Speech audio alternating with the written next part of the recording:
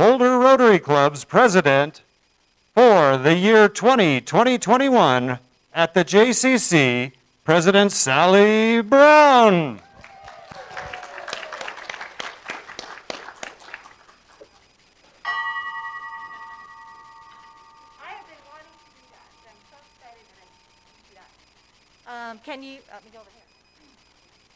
Can you hear me? Yes. Okay, great. Okay, so this is the first time I get to say this in person, and Boulder Rotary, welcome to Boulder Rotary, the best place to be on a Friday afternoon in Boulder, Colorado. And today I have to say that it's so true. It's so fun to be around all of you and to be sitting here like this. This is amazing. So I don't know if you've got a chance to look in your goodie bags yet, but you all have a Rotary mask. So at the end, we hope that everybody will put it on and we'll take a picture. And I bet you never thought you'd have a Rotary mask, because I sure didn't think I would. Okay, so we're going to go ahead and get this party started, and Susan Connolly is going to lead us in the Pledge of Allegiance. Please join me. I don't know if we have a flag flying anywhere. I pledge allegiance to the flag of the United States of America and to the republic for which it stands, one nation, under God, indivisible, with liberty and justice for all. And the four-way test of the things we think, say, and do. Is it the truth? Is it fair to all concerned? Will it build goodwill and better friendships? Will it be beneficial to all concerned? Thank you so much. Thank you, Susan. That was great. All right, so we have a couple of guests here today, and so I'm going to have our guests go ahead and stand up. Okay, and over here we have our guest. His name is Ben Gilo, and he grew up in Plymouth, Michigan, about 5 minutes from Livonia, Michigan. That's where I grew up. His first experience with Rotary Club was when he was in high school on the swim team. Team would partner with the Rotary Club, roasting and selling chicken dinners every year at his hometown's annual fall festival. The swim team's mascot was the Rocks. His swim career took him to Yale, where he was a varsity record holder in the 200 butterfly and an Ivory Scholar Athlete of the Year. While there, he participated in Bulldog Buddies, a university-sponsored version of Big Siblings, Little Siblings program with the local elementary students. Ben has lived in Boulder since 2016 and has connected with the Rotary Club because he's looking to find ways to give back to the community. His favorite ways of service usually center around mentorship, and he looks forward to seeing all the other opportunities that Rotary has to offer. Welcome, Ben. Thank you.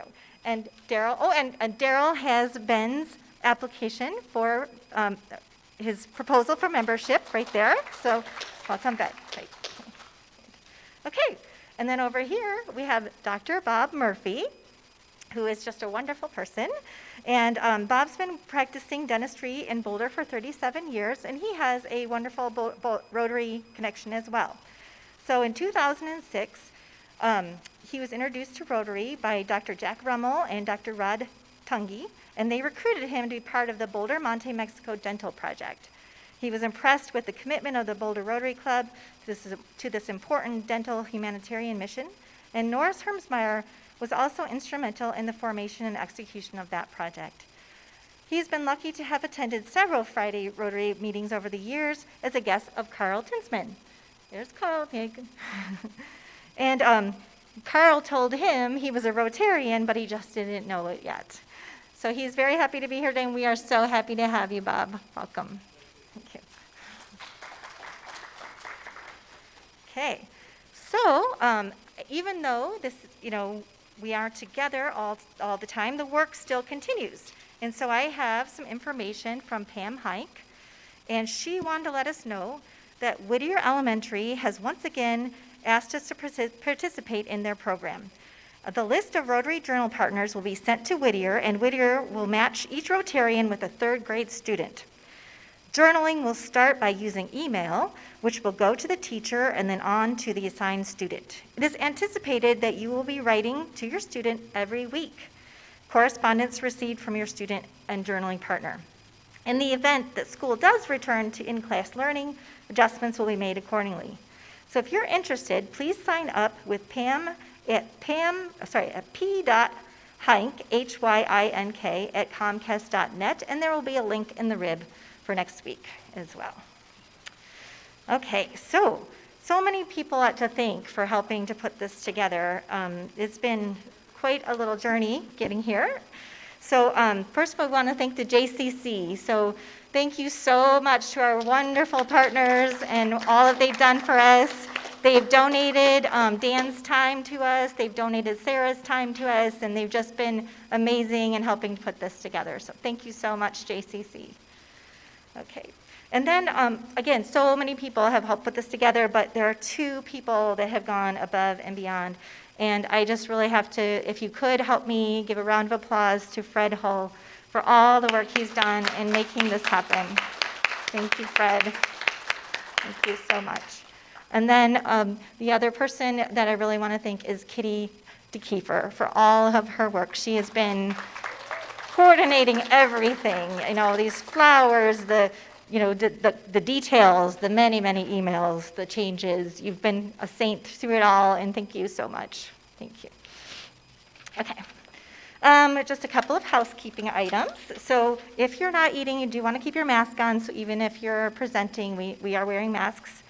You can leave everything on the table when we're done. We will take care of everything. You don't have to feel like you're putting it in the bins. We're going to do that. If you need to go inside to use the restrooms are, of course, up the stairs, and the restrooms are 1 person at a time, and they are unisex, so they're both available. Okay, so today's program is really about doing the good work. The Rotarians that you're going to hear from today not only talk the talk, but walk the walk. And our support of the good work must continue. So even though we're not together, we really need to try to help to support this, and that's what today's all about. So with that, I would like to introduce Michelle Carpenter.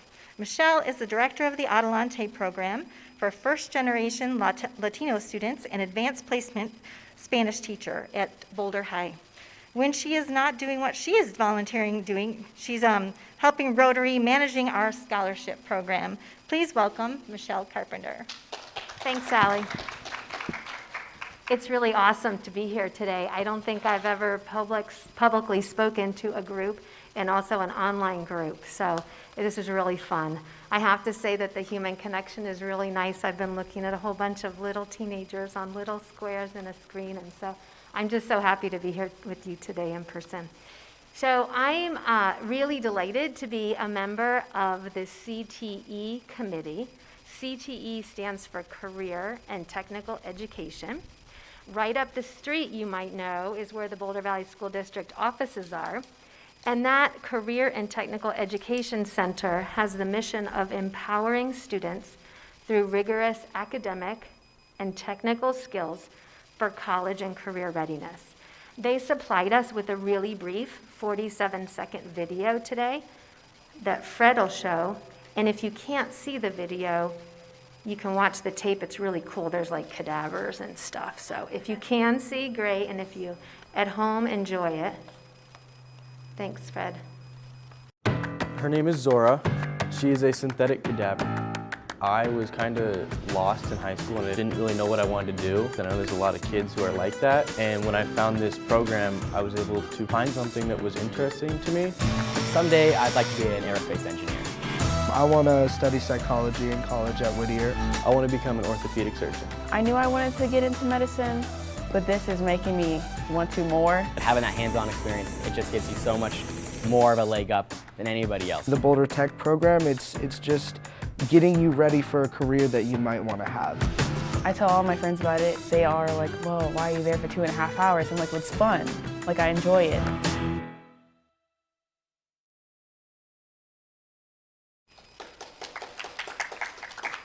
I think it's always fun to see the kids in action. So when I reached out to some of our scholarship recipients and folks at the CTE Center, they really wanted to express their gratitude. Our director of CTE said that the Boulder Rotary Club has been a generous, enthusiastic supporter of the Technical Education Center for years.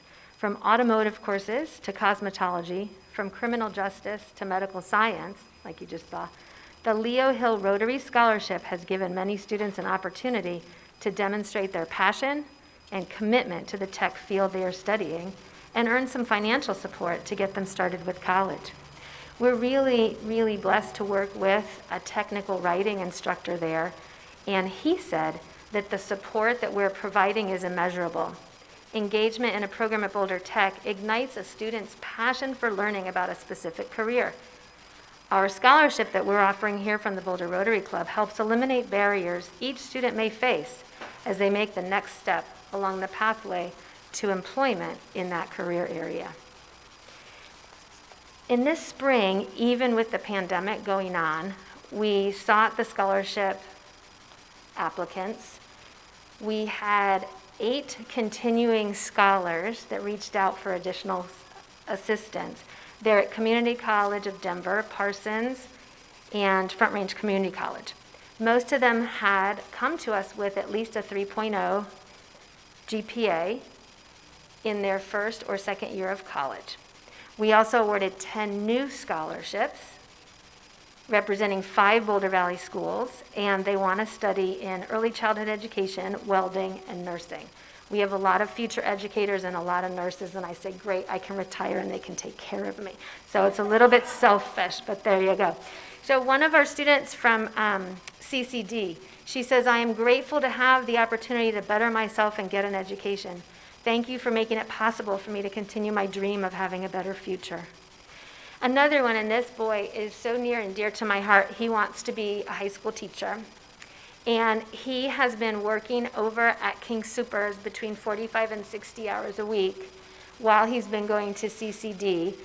The family is just super afraid of one of the parents getting sick. And so there's 2 young men in the family, and they've been working overtime so that their parents don't have to go out because they're so nervous about getting sick.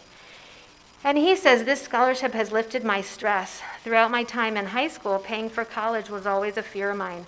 With this scholarship, that burden is lessened. I can make studying and passing my classes a priority without having the thought of how am I going to pay for this lingering in the back of my head.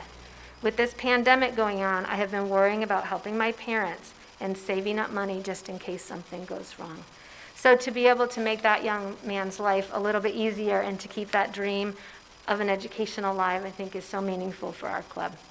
So in conclusion, all of the CTE leaders, the students, their families, and the committee, all of us, it's Carl Scott, Meryl Glustrom, Roger, and Pam Maltzbender.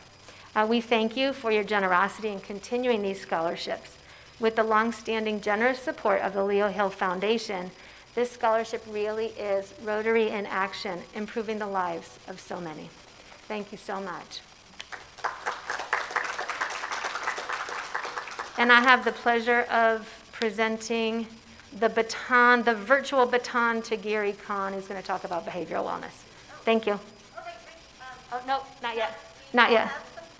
Oh, great.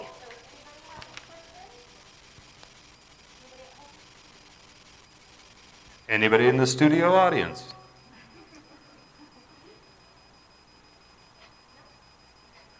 Okay. So, Yeah. have you had back at school, just since you work with so many first-generation students, what kind of challenges are they having right now? What's it like for you being a teacher? It's exciting. The challenges that are, so many of our first generation families are, they are also. Repeat the question.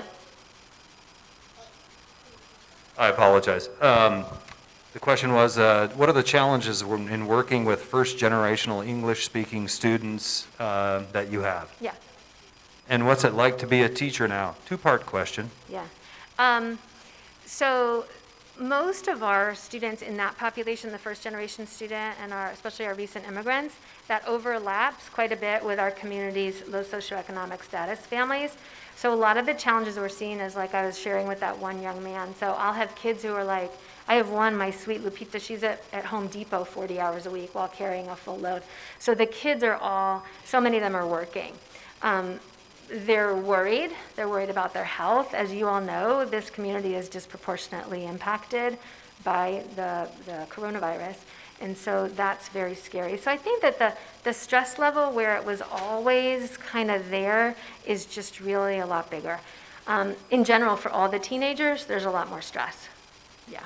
So as a teacher, I mean, it's harder to love up the kids virtually, you know, and it's also hard when they don't show up on your screen.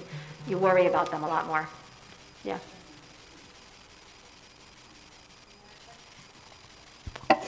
Thank you all.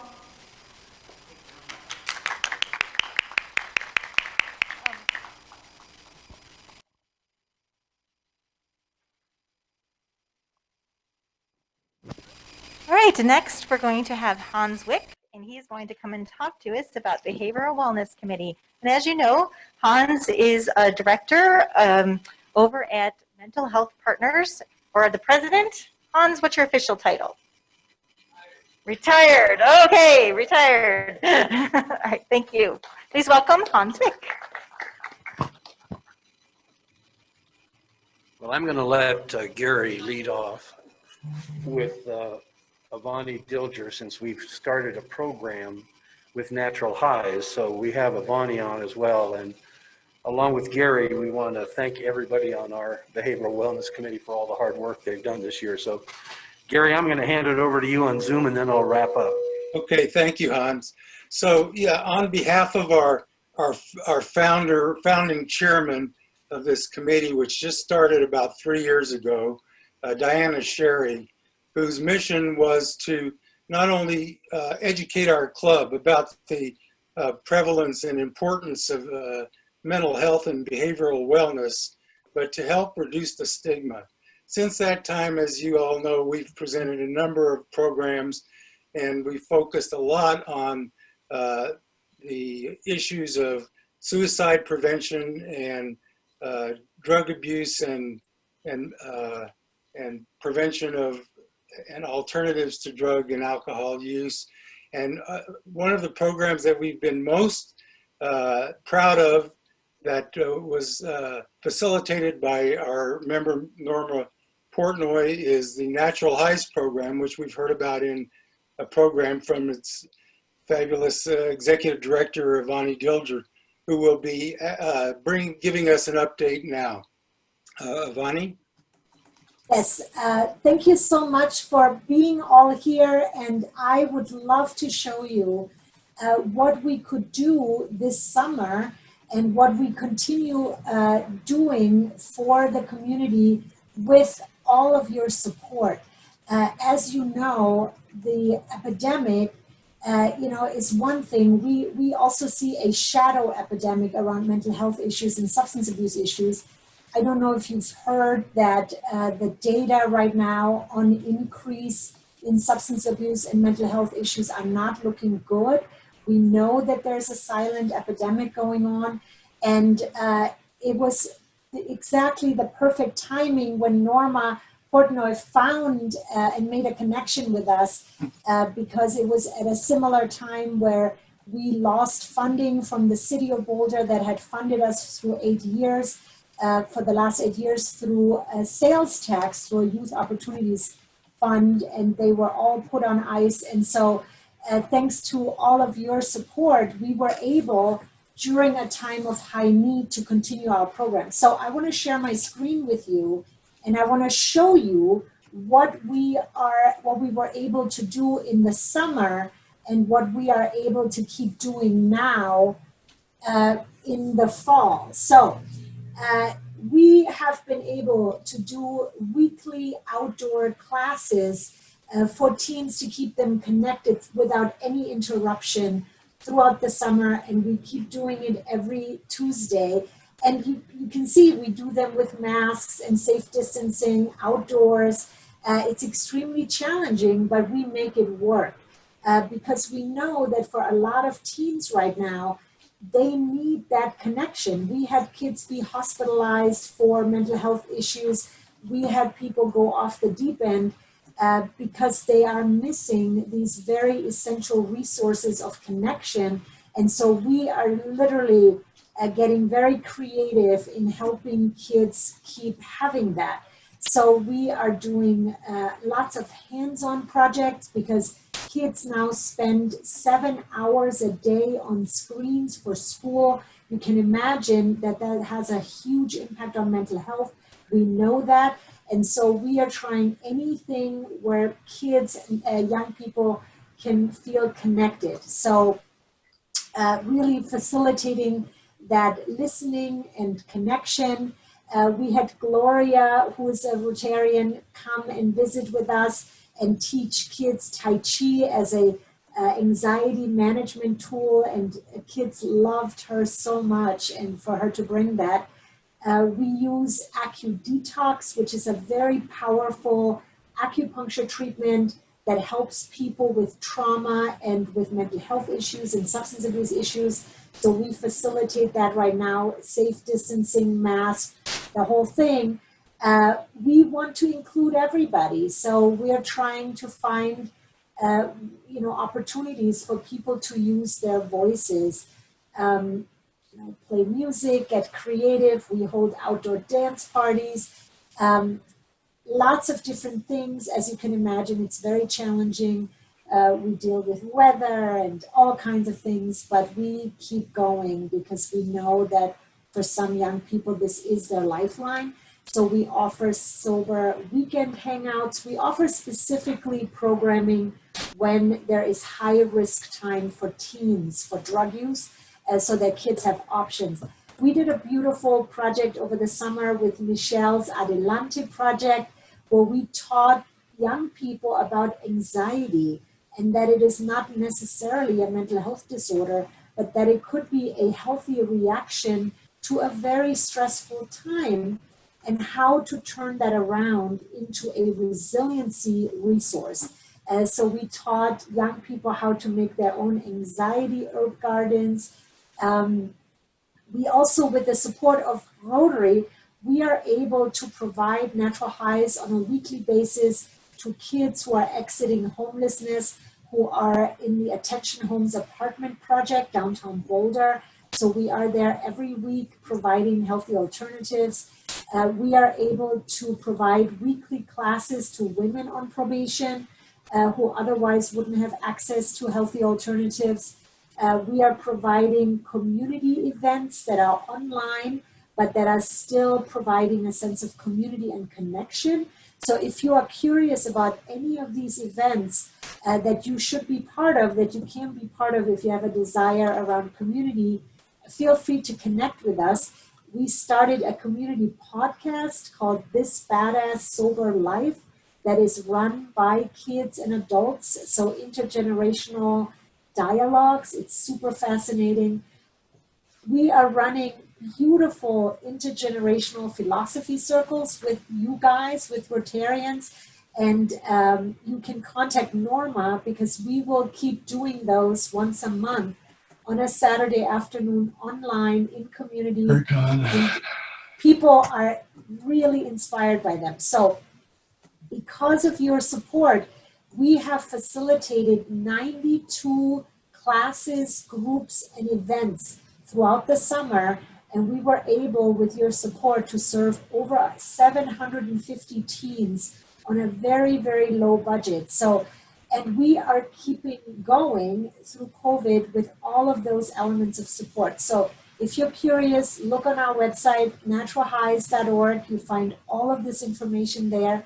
And we need to build this village for our kids and for ourselves. And you are most welcome to be part of that. Thank you, Avani. Let me see if I can get this up. I need to speak a little louder or stoop down. So those of you who are interested in the intergenerational circle, the next one is on October 10th, Saturday. It's in the Rib, and you can register with Norma Portnoy, as well as the others that are going to be held in November and December. They have a theme.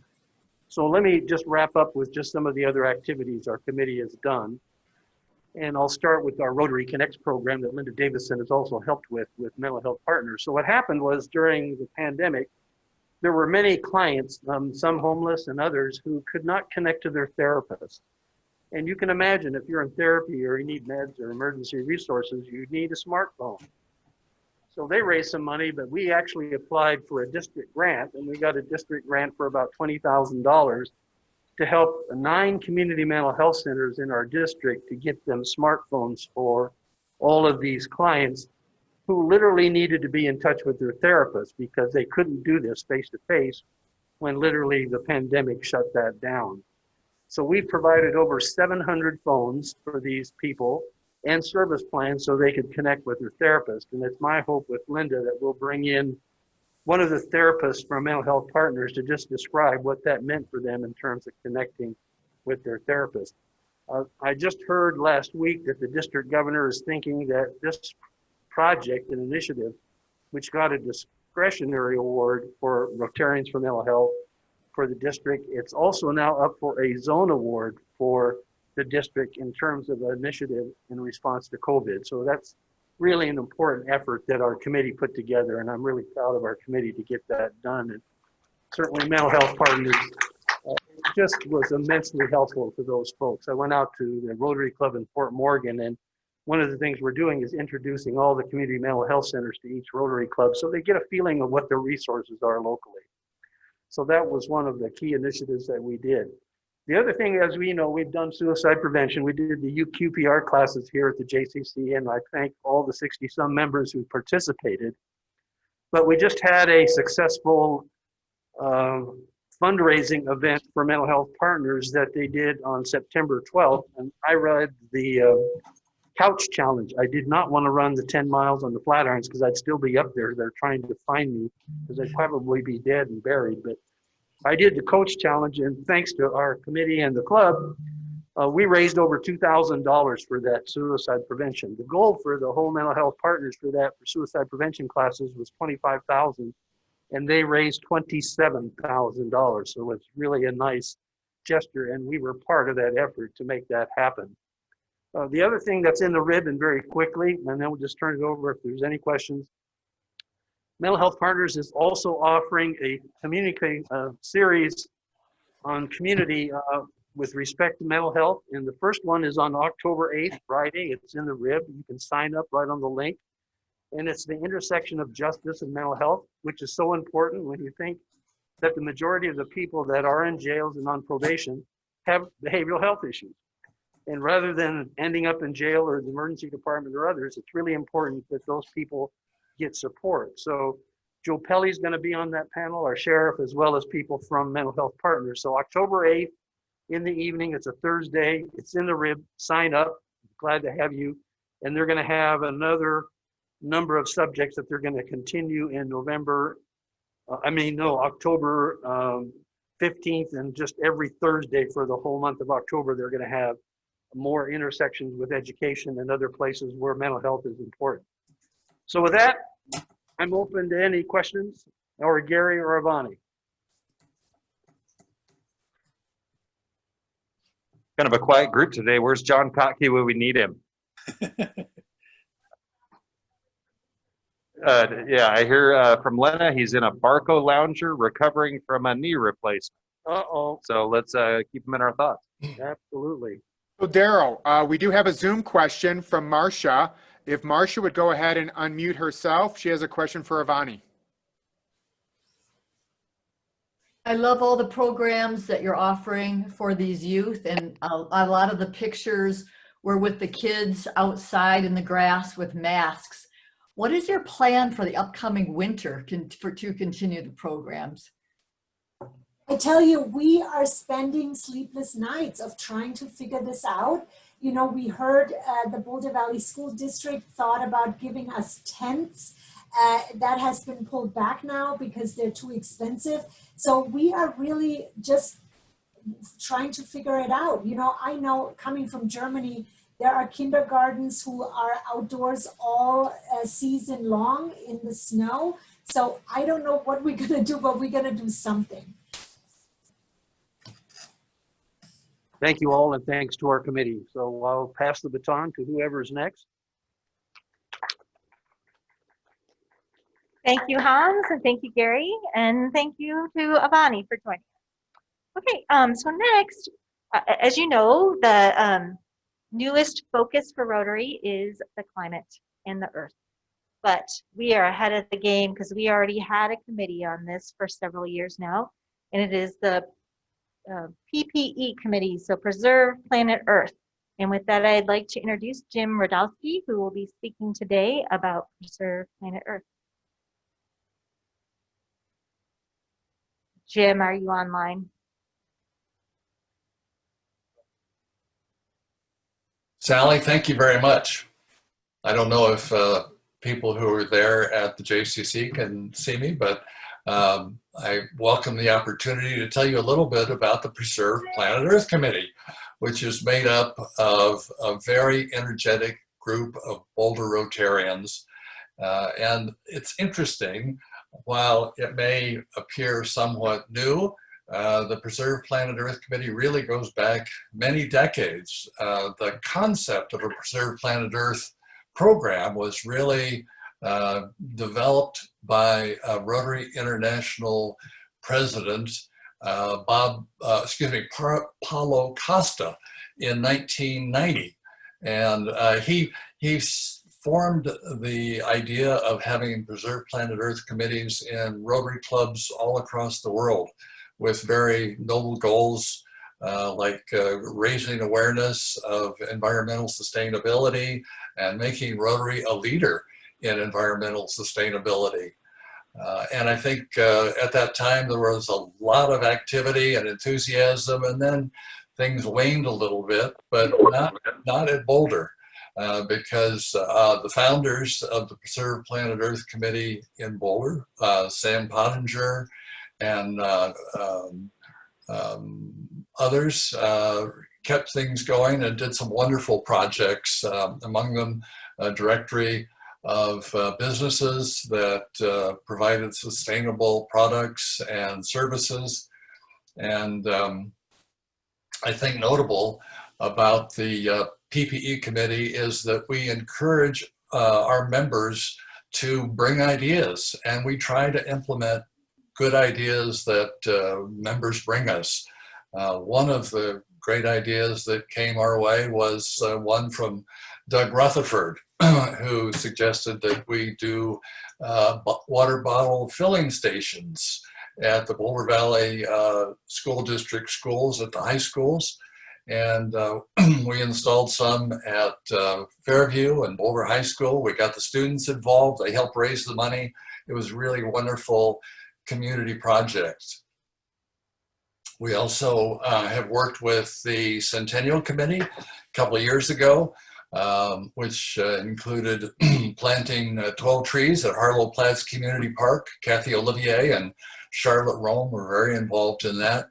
As well as the installation of water fountains that included water bottle filling stations down at the Civic Center down along the mall and Pearl Street Mall. We also planted 6 cherry trees at the Sister City Plaza and worked with the Peace Committee on the Infinite Walk of Peace, which is down near the municipal building. I think that's another hallmark of the Preserve Planet Earth Committee, is that we try to work with other committees to achieve goals and complete projects. Interestingly, the Sister City Plaza is coming up on its 30th anniversary, and some Boulder Rotarians were involved in the actual creation of that. So we may be doing some fun projects there.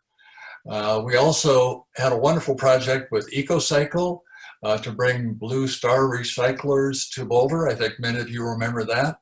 It was a very unique business that employs autistic adults to dismantle and recycle computers and electronics. And it was a project that has led to another one that I think is a fabulous and interesting project that my co-chair, Meryl Glustrom, will tell you about. Meryl, are you there? Merrill is doing some R&R in the mountains right now, and he was going to call in. Hello, are you hearing me okay? Yeah, we hear you fine, Merrill.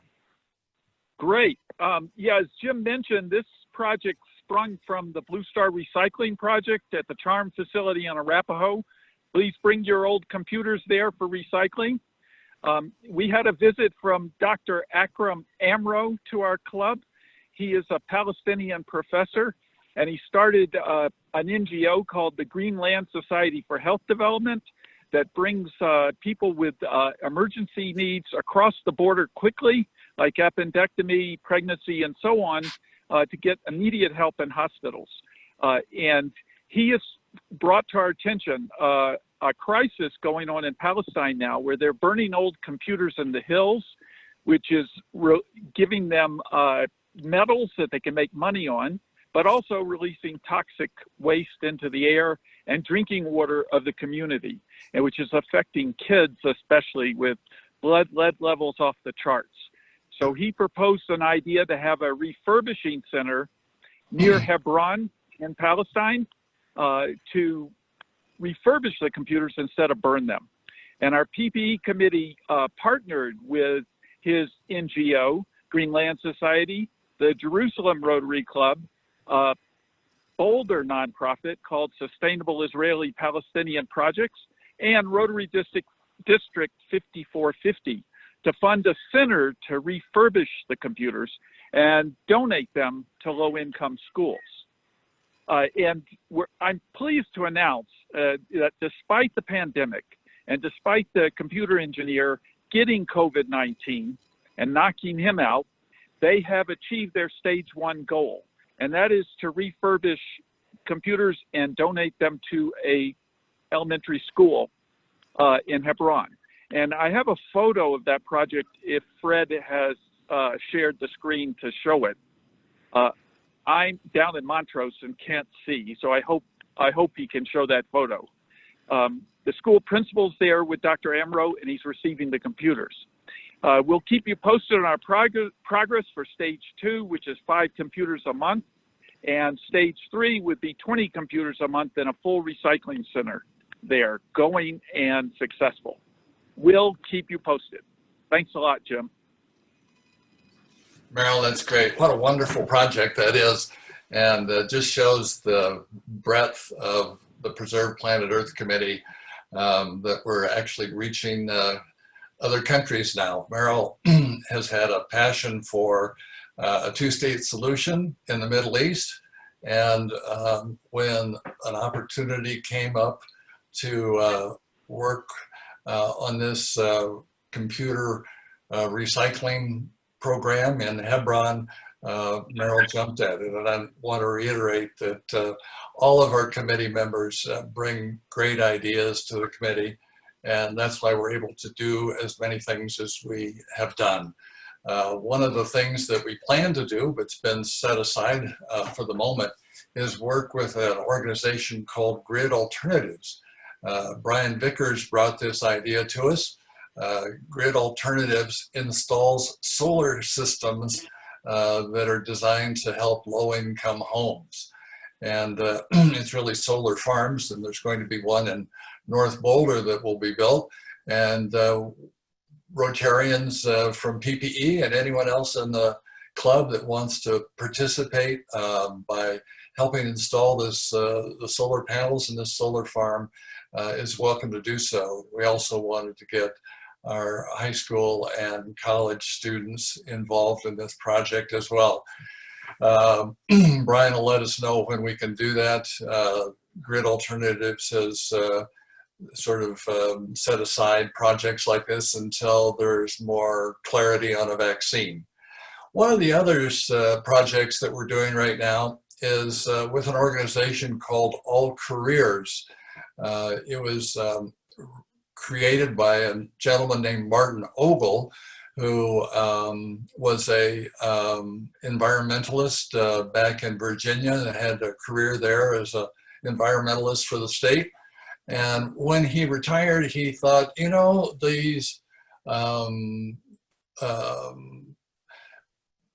sustainability goals really should be embedded in every career, not just environmental careers. And so he started working with the Boulder School District and other organizations to try to develop a video and a kit of materials that could be given to teachers in Boulder Valley School Districts, in the middle schools and the high schools, so that they could help instill in students this idea of sustainability in all careers.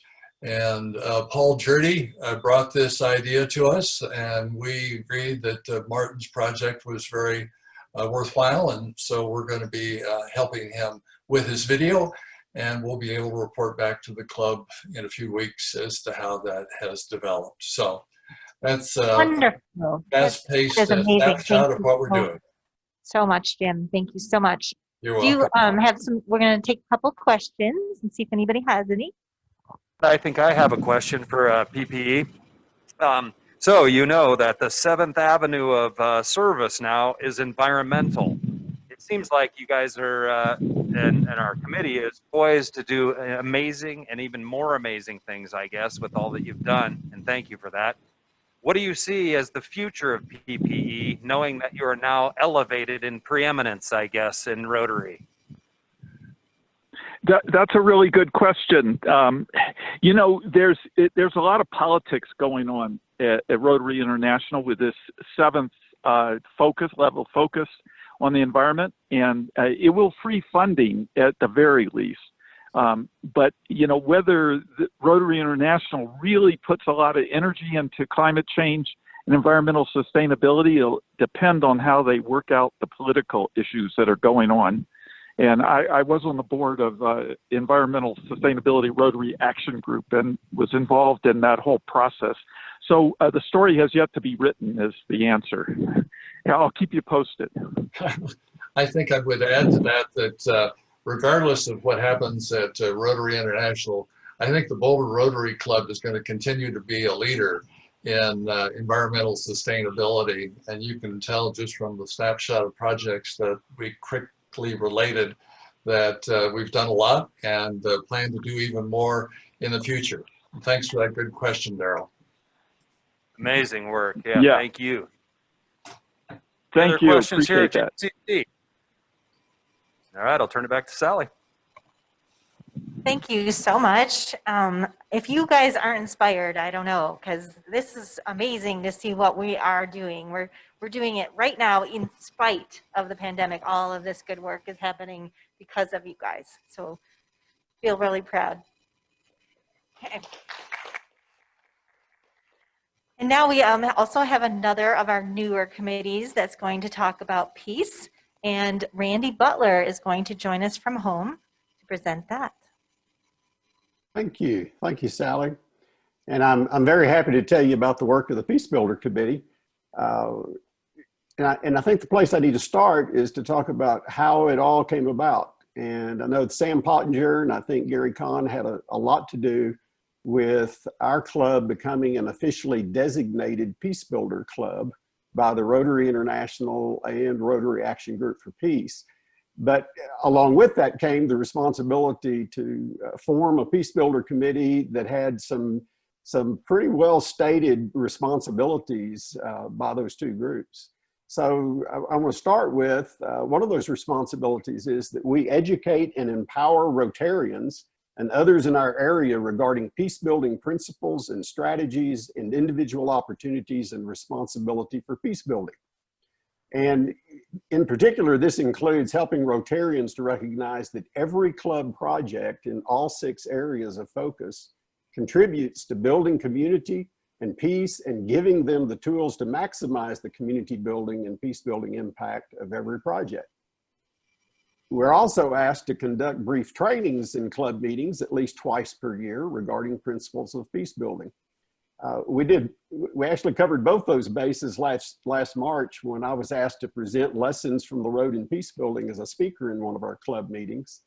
And then we as members of our committee have also met in 2 extended dialogue and visioning sessions to explore peace building program options, both locally and abroad. We've also been tasked with engaging Rotarians and others in our area in peace building action. And in the last year, we did that by promoting Epic Ethics, formerly known as Peaceful Schools, conducting the UN 75 global consultation at one of our BRC, our Boulder Rotary Club meetings in May 2020. We've also been supporting Peace Exchange, a new student-led peace building initiative at CU Denver. And members of our committee facilitated and participated in the first 4 organizational meetings and dialogues about work in diversity, equity, and inclusion within our own club and externally to our club. And tomorrow we're participating in the Let's Talk workshop on Zoom that's being sponsored by the District 5450 Peace Committee, in which we'll be learning practices and principles for engaging in constructive conversations across the big divides in our society. And I know that at least a few of us have signed up for that. Another of our responsibilities is to raise the Rotary's peace building profile by at least once a year doing something to increase public awareness of Rotary's peace building power and activities. It has already been mentioned, our committee's been very involved with the planning and creation of the Infinite Walk of Peace and the planning of the 5 peace poles along the Infinite Walk of Peace and the upgrading of the International Peace Garden. We've also provided the online content about what is peace for the interactive element of that walk. On September 21, a year ago, just over a year ago, we presented a program on peace building at the Jaipur Literature Festival that included a presentation on the Peace Garden and the Infinite Walk of Peace, and the debut of the book, 4th Graders Talk About Peace, that was put together and organized by Jancy Campbell and written by students at Whittier Elementary School. Following the program, the executive director of the group that puts on the Jaipur Literature Festival walked up to me and said, "We would like for you, when this festival returns to Boulder, to put on an entire track on peace throughout the festival." Now, obviously we didn't have a chance to do that this year because of COVID. We've also created the Jim Swaby Peace Award, which this year became more community focused with the participation of John Tayers, CEO of the Chamber, Tatiana Hernandez, CEO of the Community Foundation, and Kurt Finhaber, Director of Boulder Housing and Human Services, who all 3 served on the selection committee with 4 of our committee members, Sam Pottinger, Dorothy Rupert, Bob Stunkel, and Danny Lindow. And of course, you heard from Sam last week about the presentation, and all of a sudden I blanked out her name, Ellen Moore, I think. Is that right, Sam? Nod to me, I see you there. Yes, good, I got that right.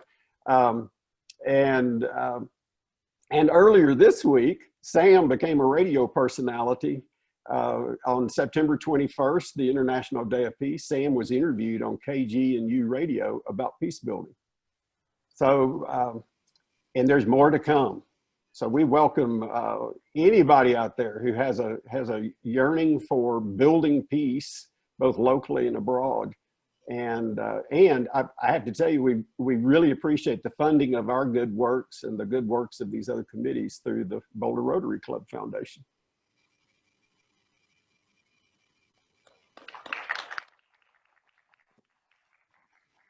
All right, Mike, you got any questions on Zoom there for the Peace Builders? No questions from the Zoom audience, Daryl. All right, anybody at the JCC have any questions? Oh, it looks like President Salida has a question. What would they recommend? So since you're going to be talking tomorrow about peace and how to have constructive conversations with people that maybe share a different perspective on things than you do, could you give us like 1 or 2 tidbits on what you're going to talk about tomorrow, and so that you could kind of like entice us to attend? Sure, I could do that. The only problem is going to be you're going to have to cut me off, because I could talk for hours about this. And tomorrow I will be. So I would say that the place that we begin is with the understanding that you don't change other people. In fact, if you really want to change the world, you have to start with yourself.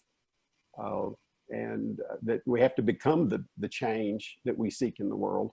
And so a good bit of the work we're going to be doing, at least in the morning, is what you might call mindfulness work around understanding why it is so hard to have these conversations and what we can do to overcome sort of some of our built-in fight, flight, or freeze responses when we feel threatened because somebody else is, coming at us with something that we just don't believe in, and our identity is all tied in with what we believe. So that's one of the places. And then the other is frankly approaching these conversations with positive intention, which is perhaps just another definition for how to love your neighbor.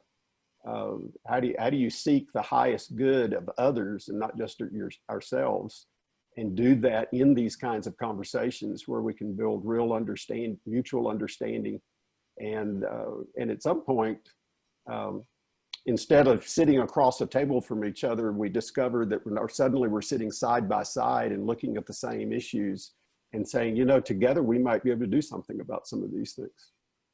So that's a preview.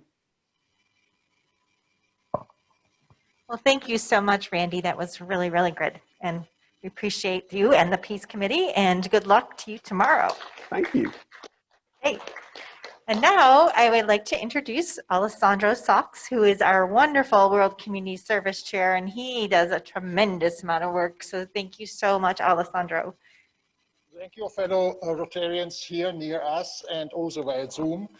I would like to update you on our ongoing live water project that we have 5 hours from here in Pine Ridge, South Dakota. The district grant is called Clean Non-Contaminated Water for Oglala Lakota Sioux in Pine Ridge. 3 numbers that will be very important in the following 5 minutes. 24, 25, 2. 24 homes are connected as of August 31st to clean non-contaminated water thanks to our efforts. 25 miles is the total water hauling distance of all the 24 homes, residents, to get clean water prior to our Boulder Rotary grants project. 2 miles, translated into feet, is 10,560 feet, is the total length of digging and water pipes it took to connect all those 4 off-grid homes to the nearest existing federally funded clean water supply system called Mini-Vichoni in Lakota language, which means water is life. Coronavirus is keying in on Indian County as well. Native Americans have 3 times the rate of diabetes as white people. They also face higher rates of asthma and cardiovascular diseases. Tribes also face separate challenges in following the basic guidelines to protect against coronavirus. It makes it very difficult to achieve social distancing in a scenario like that. The caring for each other on a multi-generational basis, from grandparents to babies. Plus, not all homes have access to clean water. Our Boulder Rotary World Community Service Clean Water Project, supported by our district, the Rotary Foundation of Switzerland, 18 other Rotary clubs in the US, and several donors who contributed via our BRC Gala fundraiser, has an immense positive impact on the Native American community in the Oglala Lakota Nation in Pine Ridge, South Dakota. As mentioned, we have connected 24 homes, and we have presently sufficient funds to connect 13 more homes, in total 37 homes. Thanks to the close cooperation with our local platinum-rated NGO Running Strong and their dollar-for-dollar matching of all our Rotary funding, presently at around $112,000, we hope to be able to close the gap of missing $38,000, since Running Strong is willing to match up to $150,000 of funds provided by Boulder Rotary included private or corporate donations. Then we will reach the magic number of connecting 50 homes to clean water.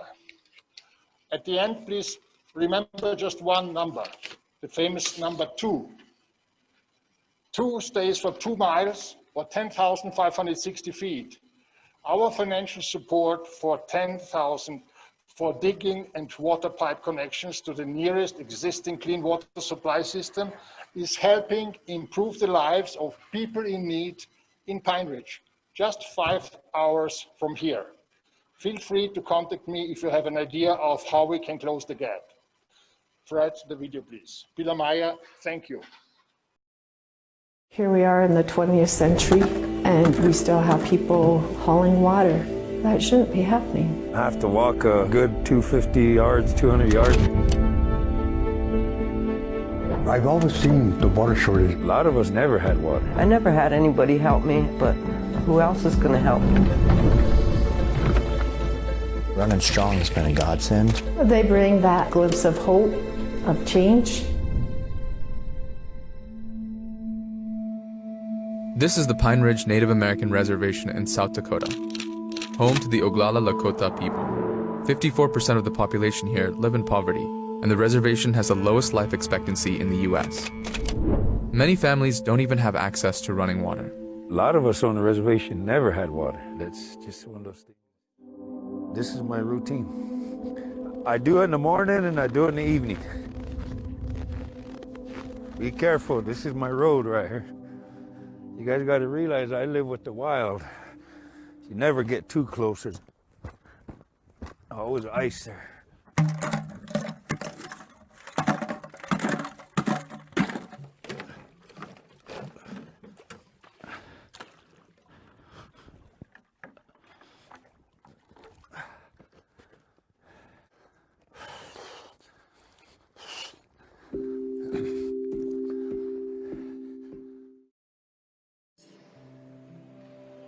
All my relations come,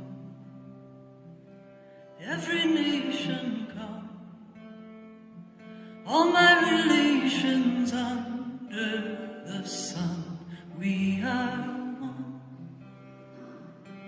We are praying come, we are praying come, we are the song and we are the drum. We are one. We are the river come. We are the river come. We are the boat, the paddle, the shore. We are one. Many Wachoni sing. Many Wachoni sing. Many Wachoni, water is life for everything. We are the water, sing. We are the water, sing. We are the water, we are where all life begins. We are the ancient ones. We are the ancient ones. In your breath and bones we sing on. We are one. We are the meadow come. We are the meadow come. We are the lark that sings. The new day has begun. We are the new day, run, run, run. We are the new day, run, run, run. We are the old and we are the young. We are one. Many Wachoni sing.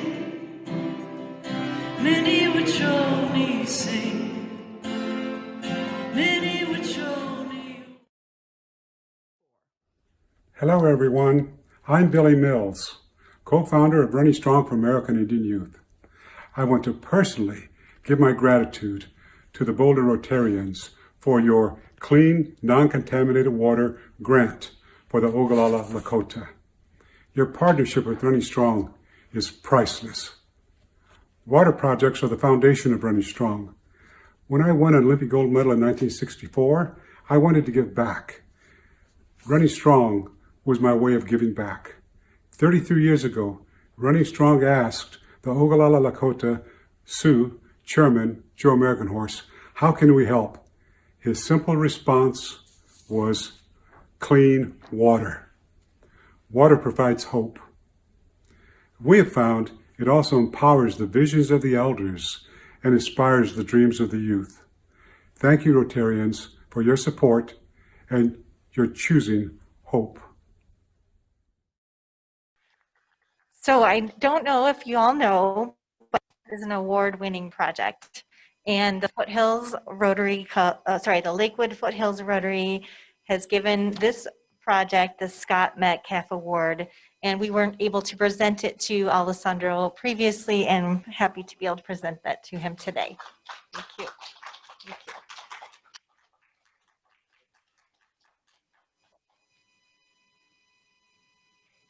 All right, now we'll take some questions. President Mike, a Sally, question we've got a question from Zoom. Marty, why don't you go ahead and unmute yourself and ask your question? Thank you, Alessandro and Lynn and Juliet. My question is, how are the homes determined which will receive the piped water? And secondarily, how does that decision avoid jealousy among those who did not receive the gift of water?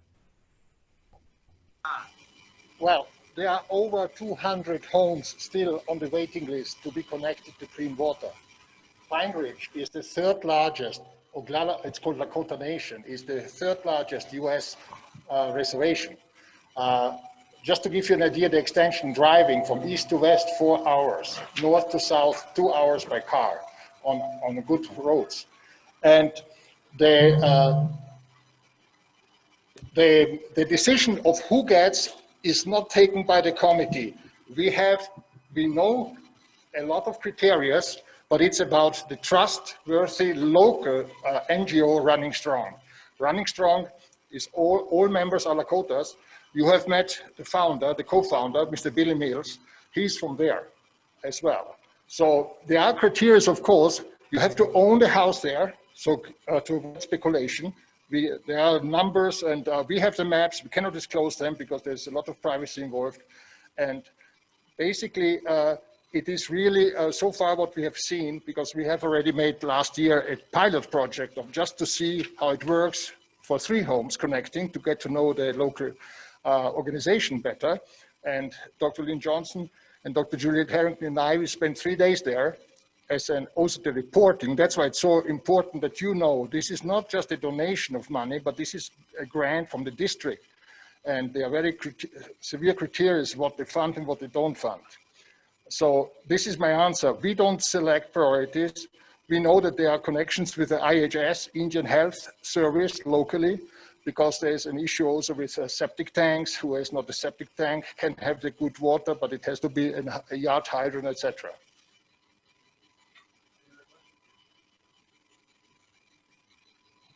No more questions from the JCC here. Mike, you got one more? No, sir, we're good. All right, Sally. Wonderful.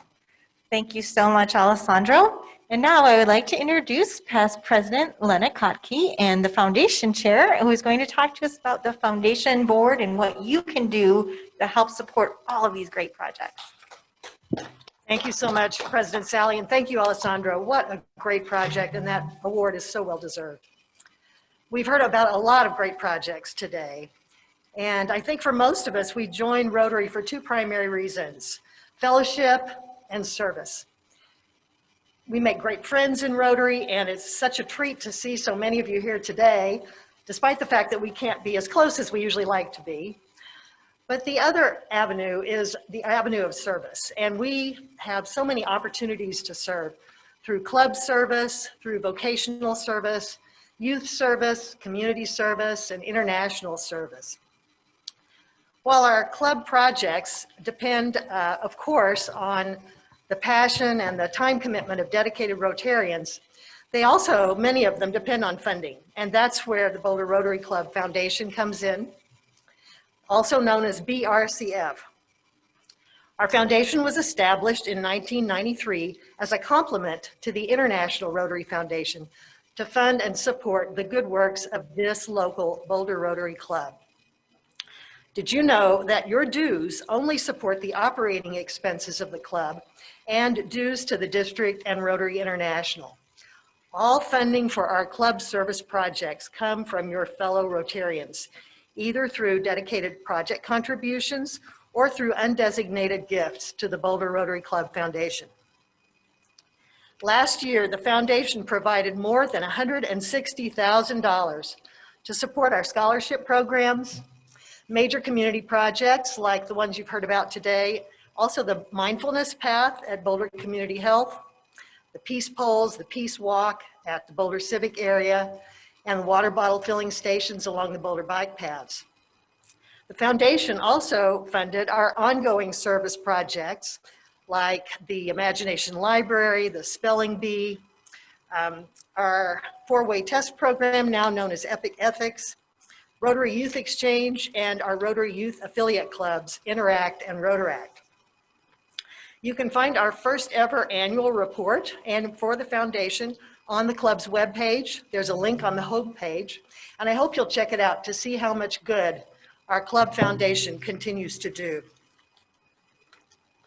So we're hopeful that all of these presentations today will inspire you to include the Boulder Rotary Club Foundation in your most significant charitable giving, either through an undesignated, unrestricted gift to support all of these good works for the club, or if perhaps to the education endowment, if education is a priority for you. Since we are all seeing pretty significant reductions in our quarterly bills now that we're meeting on Zoom instead of in person, I'd like you to consider donating all or part of what you're saving on your lunches. And of course, you can always continue your practice of making a significant annual gift to the foundation. So please remember that our current and future good works all depend on the generosity of our fellow Rotarians. Your gift can truly make a difference in our community and in the world. Now I have some nuts and bolts for you. If you are on Zoom and you are inspired right now to make a contribution, just put your name in the chat box and we will follow up with you. And also for those of you who are here today, if you would let one of us know, Sally or Kitty or me, we will also put you on the list for follow-up. And if you'd like to just make an anonymous gift, let Kitty know by email. And we can also now do recurring gifts on a monthly or quarterly basis. And Kitty can also help you get that set up if you contact her by email. And of course, the tried and true method, you can always drop a check into the mail to our foundation office, attention Michael Weatherwax. So I'd just like to thank all of you for all you do to support the good works of the Boulder Rotary Club and to live out the motto of service above self every day. Thank you. Lena, I'm going to go ahead and get us started. We want to donate $1,000 to the foundation right now. Sally, thank you so much. That is a wonderful gift. Again, we need to raise about $100,000 every year just to fund the ongoing good works of our club. Kitty, did you have something? And Kitty DeKeefer just also pledged $1,000. This wasn't really intended to be just a pop-up fundraiser, but how great that that's happening. If there's anybody else that would like to contribute, oh, Alessandro, another $1,000. This is so fun. Jim Rodowski on Zoom is in for $1,000 as well. Oh my gosh, I didn't know I was doing a paddle raiser. Raise your paddles high. Anyway, this is a wonderful start, and we greatly appreciate all of your donations. Again, please feel free to put your name in the chat box on Zoom. Come and see us after the meeting if you'd like to add your name to the list. And we will continue the good works of this club for many, many years to come, thanks to your generosity. Nice, thank you. It looks like a lot of people are coming in donating their lunch funds. I'd like to do that. Sally'd like to do that. You just volunteered again. And Bill Rubin in for $1,000 as well. Fantastic. And so is Hank Lopez. And Hank Lopez. Hank Lopez and All Jim right. Radowski. Hank Lopez and Jim Radowski, both.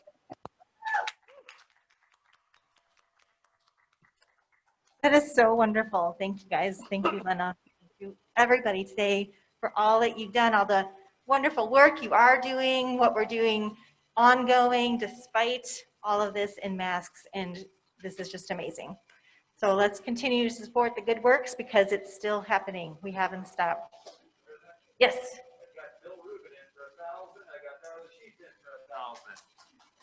Bill Rubin's in for 1,000. Darla Sheets in for 1,000. Awesome. This is amazing. Thank you. Okay. So we're going to take a picture at the end. So please, if you could switch into your Rotary mask, that would be awesome. In the meantime, George Russell's going to talk to us about birthdays. Well, I'd like to report on the birthday committee. Basically, our $50,000 budget is spent eating at Flagstaff, our weekly meeting of the Rotarians. And I must say it's been very beneficial to all concerned. No, I'm just kidding. We have Carl Tinsman here today, who has a birthday. Carl, would you like to show your face? He's up here in the shade, so hopefully the camera can get you if past President John is going to advance the station there. Let me make it only quiet. I want everybody also quiet. Get up, get up, get up, and we get up. I want to give me the quiet me gets in the quiet again.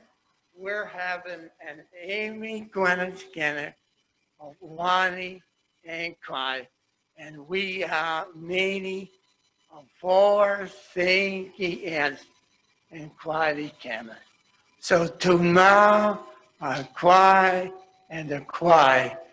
Thank you for my goodness. Thank you. Thank you.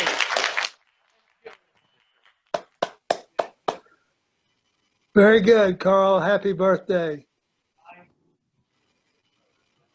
Thank you.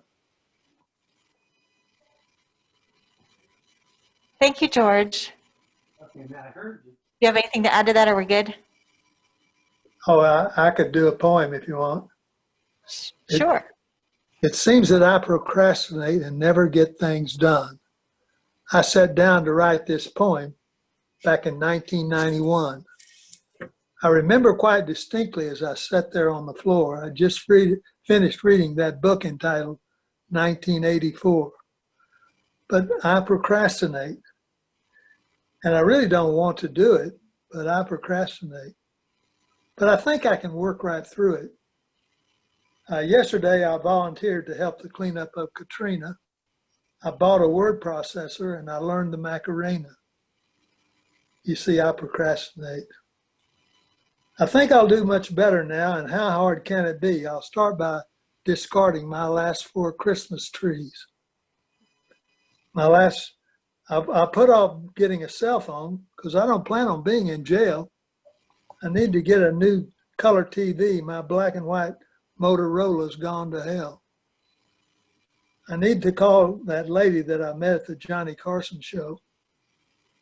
I promised her I would call her. That doesn't seem so long ago. I'm going to finish this poem before it gets too late, but it might be easier tomorrow, so I think I'll just wait. Thank you. Thank you, George. Thank you very much. And again, happy birthday, Carl. Okay, so there are a couple, one more little item here is in your bag, you have not only the mask, but you have what's called a pop socket. So that attaches to the back of your phone, and then you can use it to hold your phone like this so that you don't have to pinch it all the time, so better for your thumb. And then also it angles so you can have your phone sitting down if you wanted to do video or use it to take pictures and stuff like that. So I hope you enjoy that as well. Okay. So that being said, it's time for a picture. Yes. Flowers. Oh, Kitty wants us to remind that on the table, those beautiful flowers are up for grabs. So please take them home with you because they are so beautiful. So you'll have to fight with each other. Otherwise, let's see, you're going to leave everything on your table. And Sarah, would you mind taking a picture of us from, if we turn around and stand up and look at you? Okay, everybody turn around, stand up and look at Sarah, and she's going to take our picture.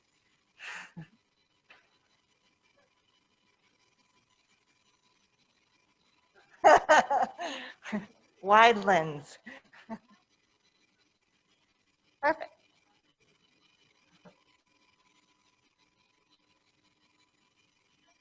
Everybody on Zoom smile. I've already grabbed a screenshot of everybody on Zoom. Perfect. Thank you, Mike. Okay.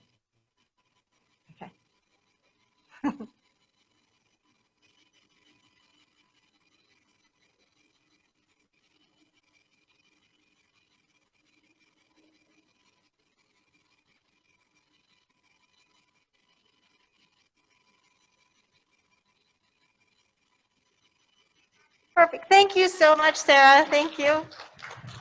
All right. So thank you to Kitty DeKeefer and Fred Hull for all of your hard work. Lynn Johnson, Vanessa Mead, Dan from the JCC, Sarah from the JCC, Daryl Brown, Susan Connolly, Mike Brady, Cassidy Murphy, Bill Anderson, past President Greeter Marty Evans, and John Sullivan, Foundation Chair and past President Lena Kotke. And let's continue to support the good works of Rotary, and to everyone, say it with me now, have a great weekend. Meeting adjourned.